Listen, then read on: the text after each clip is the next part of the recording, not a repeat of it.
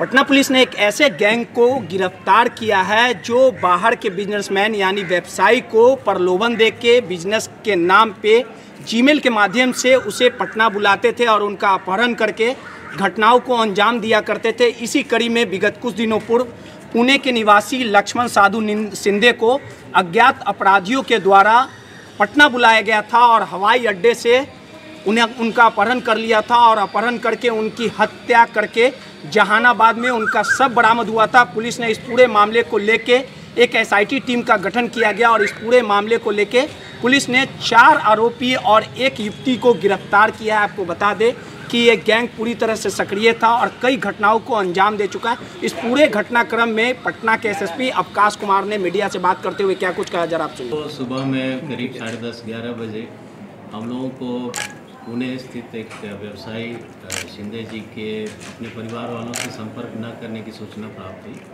परिवार वालों के द्वारा ये बताया गया कि 11 तारीख को रात्रि में ये पटना एयरपोर्ट उतरे थे और उसके बाद से उनसे संपर्क रात में एक बार हुआ था, उसके बाद से संपर्क नहीं हो पा रहा है। इस सूचना के पर हम लोगों ने तत्काल हवाई अड्डा में एक सनहा दर्ज करते हुए अग्रसर कार्रवाई की, जिसमें सेंट्रल एसपी के नेतृत्व में एक टीम का गठन किया गया, जिसमें एसडीपीओ सचिवालय 1, एयरपोर्ट थाना के थानाध्यक्ष और टेक्निकल टीम को लगाया गया और पुणे की पुलिस महाराष्ट्र पुलिस के साथ समन्वय स्थापित करते हुए इस मिसिंग केस की जांच को आगे बढ़ाया गया। लेकिन एक समय के बाद फिर हमें लगा कि ये किडनैपिंग का ही केस उचित प्रतीत हो रहा है, इसमें अनुसंधान करना, तो तत्काल उसमें प्राथमिकी दर्ज करके हवाई अड्डा में अग्रतर अनुसंधान प्रारंभ किया गया। अनुसंधान के क्रम में जो टेक्निकल एनालिसिस की गई उसमें अपहरणकर्ता के द्वारा जो गाड़ी यूज़ की गई थी उसको सबसे पहले लोकेट किया गया और उस गाड़ी की बरामदगी वैशाली ज़िला से किया गया, जंदाहा थाना से उसके मालिक को भी गिरफ्तार किया गया। आगे अग्रतर अनुसंधान में पूछताछ और टेक्निकल इन्वेस्टिगेशन के बदौलत और भी बिहार ज़िले के 3 ज़िलों में छापेमारी की गई टीम के द्वारा और इस छापेमारी के क्रम में कुल अब तक 11 लोगों को गिरफ्तार किया गया है। जो शेष बचे अपराधी हैं उनकी गिरफ्तारी के लिए छापेमारी की जा रही है। जो व्यक्ति गिरफ्तार किए गए हैं उनसे पूछताछ की गई तो उन लोगों ने अपना अपराध स्वीकार किया है इसमें, और अनुसंधान करते समय कन्फेशन में पूछताछ में इस घटना के अतिरिक्त और भी 6 घटनाएं हम लोग के प्रकाश में आई हैं जो इससे पूर्व में घटित हुई हैं। इन लोगों का जो मॉडस ऑपरेंडाई है वो बिजनेसमैन को फ़ोन पे मेल के द्वारा पहले ये प्रलोभन देते हैं, बिजनेस करने के लिए यहाँ पर बुलाते हैं, बेसिकली स्क्रैप डीलिंग और उस तरह की मेटल से रिलेटेड बिजनेस को लेकर। और जो व्यवसायी इनके झांसे में आते हैं उनको यहाँ बुलाते हैं पटना में और एयरपोर्ट से ही उनको किडनैप करके ले जाते हैं। फिर यूपीआई के माध्यम से या अन्य माध्यमों से उनके द्वारा पैसा एक्सटॉर्ट करते हैं, पैसा अपने अकाउंट्स में ट्रांसफ़र करते हैं या एटीएम के द्वारा उसकी निकासी करके फिर व्यवसायियों को छोड़ दिया जाता है।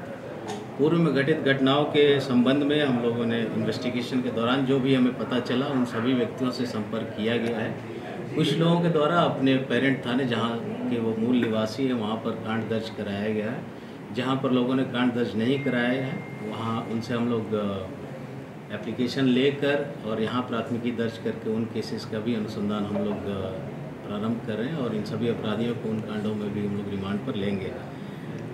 इसके पहले की घटनाएं जो सामने आई हैं अभी तक 25 जनवरी, 6 फरवरी, 16 फरवरी को 2 घटनाएं हुई हैं। एक 27 मार्च और एक 27 मार्च का एक और है जो नालंदा में केस हुआ है, बिन ऑलरेडी रजिस्टर्ड है। अलग अलग व्यापारियों से इन लोगों ने अलग अलग अमाउंट एक्सटॉर्ट किया, 7 लाख से लेकर 30-40 लाख 50 लाख तक के अमाउंट भी एक्सटॉर्ट किए गए हैं इन लोगों के द्वारा। इनका मुख्य सरगना जो पहले से इस स्क्रैप के कारोबार में रह चुका है उसका अनुभव है इस धंधे के बारे में, जिसके बदौलत वो झांसा देकर लोगों को बुलाया करता था। उसकी गिरफ्तारी भी हुई है, उससे पूछताछ में कई अहम सुराग भी हाथ लगे हैं। उनकी सारी संपत्ति की डिटेल्स इत्यादि हम लोग खंगाल रहे हैं और आगे इन पर कड़ी से कड़ी कार्रवाई की जाएगी।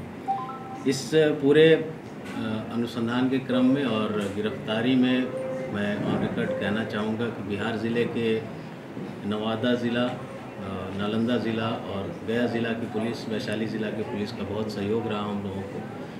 इसके साथ साथ इस राज्य के बाहर की भी पुलिस का भी सहयोग हम लोग को प्राप्त हो रहा है और हमें उम्मीद है कि हम लोग जल्द से जल्द वहाँ भी जो अपराधी गए हैं उनकी भी गिरफ्तारी करने में सफल होंगे। इस केस को बहुत ही गंभीरता से लेते हुए हम लोग का प्रयास है कि जल्द से जल्द इसमें आरोप पत्र दाखिल करें और स्पीडी ट्रायल चलाकर इन सभी अपराधियों को सजा दिलाई जाए। युवती की क्या भूमिका थी जिसकी गिरफ्तारी हुई है? कुछ लोग हैं जो इस पूरे घटनाक्रम में मेन भूमिका में हैं, बुलाने से लेकर पैसा एक्सटॉर्ट करने में, और कुछ ऐसे लोग हैं जो अपराधी को प्रश्रय देने में हैं या उनको हेल्प करने में, अलग तरह से हेल्प करने में। तो कहीं ना कहीं कुछ ना कुछ भूमिका सभी की है, जिसके कारण जितने लोग गिरफ्तार हुए हैं सभी को हम लोग आगे अग्रसारित कर रहे हैं, जेल में। कितना रुपए का लेन देन हुआ था सर?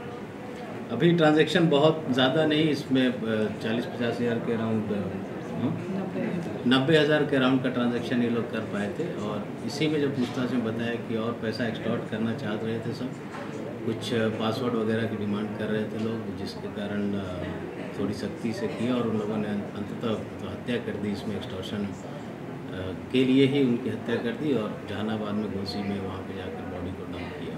टोटल कितना रुपए का डिमांड किया गया था? डिमांड ये लोग ऐसा नहीं करते, जैसा मैंने बताया कि पहले ये लोग किसी को बुलाए और फिर उसको किडनैप करके ले जाते हैं। उनके मोबाइल से जितना यूपीआई से ट्रांजैक्शन हो सकता है वो करते हैं। अगर आपका मोबाइल और आप साथ में हैं तो आजकल सब चीज़ ऑनलाइन बैंकिंग है, सब चीज़ उपलब्ध है।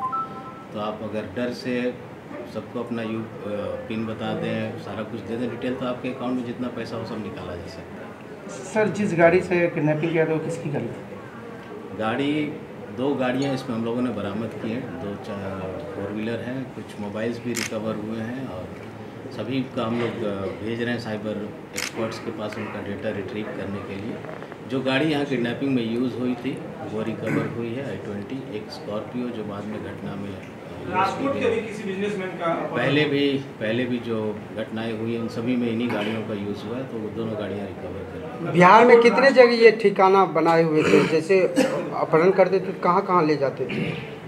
अभी तक के अनुसंधान में ये बात सामने आई है कि यहाँ से एयरपोर्ट से ले जाकर ये लोग हिलसा स्थित एक इनका सेंटर था, वहाँ पर ही हर बार ले जाते थे व्यक्ति को और पैसा का ट्रांजैक्शन होने के बाद उसको छोड़ देते थे। अलग अलग स्थान से जब उसको छोड़। गुजरात पुलिस भी आई है, राजकोट के भी किसी बिजनेसमैन ने किडनैपिंग की थी जिसको रिलीज किया, इन लोगों ने पैसे लेकर। जी, मैंने जैसा बताया ये 6ठी या 7वीं घटना है इस तरह की जो हम लोग के नॉलेज में पहली बार आई है। जो बिजनेसमैन छूट जाते थे, कई लोगों ने यहाँ पर केस दर्ज नहीं कराया है, कुछ लोगों ने वहाँ जाकर अपने पेरेंट पीएस में केस दर्ज कराया है। तो राजकोट के जो व्यवसायी हैं उन्होंने उधर केस दर्ज कराया है, उसी के अनुसंधान के क्रम में वहाँ से पुलिस आई है। जो केस वहाँ दर्ज हो गए हैं उन ज़िलों में, तो उन पुलिस का हम लोग सहयोग कर रहे हैं। जो केस दर्ज नहीं हुए वहाँ पर हम लोग 0 FIR करवाकर यहाँ पर वो FIR ट्रांसफ़र करवाकर यहाँ पर उसका इन्वेस्टिगेशन करके उस केस में भी इन अपराधियों को रिमांड पर लेकर। ये कितना बड़ा चैलेंज है आपके लिए इस तरह का नया ट्रेंड देखने को मिल रहा है? देखिए, ट्रेंड नया है और इसलिए बार बार सभी लोगों से अपील किया जाता है कि सतर्क रहना है, सजग रहना है। इस तरह के चैलेंज तो हैं, बट हम लोग हेल्प के लिए ही, अगर किसी तरह की कोई घटना हो भी जाती है किसी के साथ, तो यही अनुरोध है कि वो पुलिस में आकर कंप्लेंट अवश्य करें, केस दर्ज अवश्य कराएं। केस दर्ज नहीं कराने की वजह से मनोबल बढ़ता है अपराधियों का। पुलिस के संज्ञान में बात नहीं आएगी तो उसमें अपराधियों का मनोबल बढ़ता रहेगा और फिर घटनाएं होती रहेगी। इस 1, 2, 3 महीने के अंदर में ही हम लोगों ने देखा कि 5-6 लोगों के साथ ऐसी घटना हो चुकी, लेकिन हमारे संज्ञान में ये पहली बार है। तो अपील है, अगर कोई ऐसे झांसे में आ भी जाता है तो कृपया आकर पुलिस में शिकायत करें और प्राथमिकी दर्ज करवाएं। एटलीस्ट सूचना पुलिस को दे दें ताकि हम लोग उन अपराधियों की धरपकड़ कर सकें और इसको रोक सकें। सर कहाँ के जो गैंग है कैसे व्यवसायियों को कहाँ के अभियुक्त नालंदा के ही हैं मोस्टली, कुछ लोग वैशाली जिला के भी रहने वाले हैं। सर ये ट्रैप कैसे करते थे? सोशल मीडिया नहीं, जीमेल से भेजते थे लोग।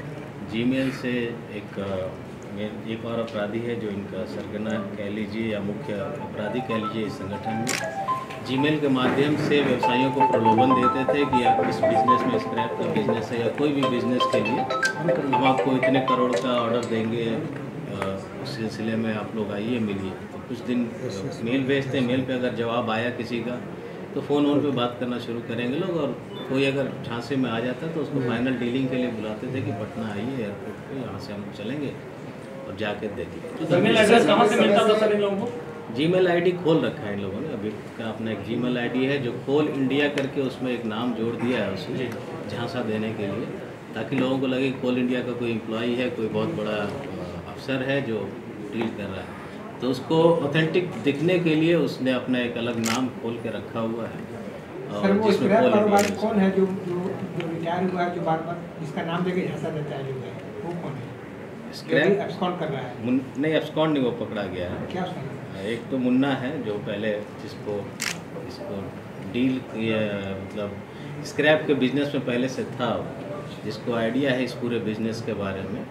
रंजीत पटेल, जिसकी गिरफ्तारी हो चुकी है और पूछताछ में उसने ही सारा कुछ बताया है, बट वो बुलाने का ज़्यादा काम करता था। उसके अलावा जो एक और आदमी जो यहाँ एयरपोर्ट से ले जाता था वो अलग व्यक्ति है, उसकी छापेमारी हम लोग कर रहे हैं। होपफुली जल्दी वो भी गिरफ्तार हो। सुमित फरार है क्या सर इस पूरे मामले में? कौन है सुमित, क्या भूमिका वही क्या है जो वही किया एयरपोर्ट से हर बार बिजनेसमैन को ले जाता था, यहाँ से फिर हिलसा ले जाता था उठा के।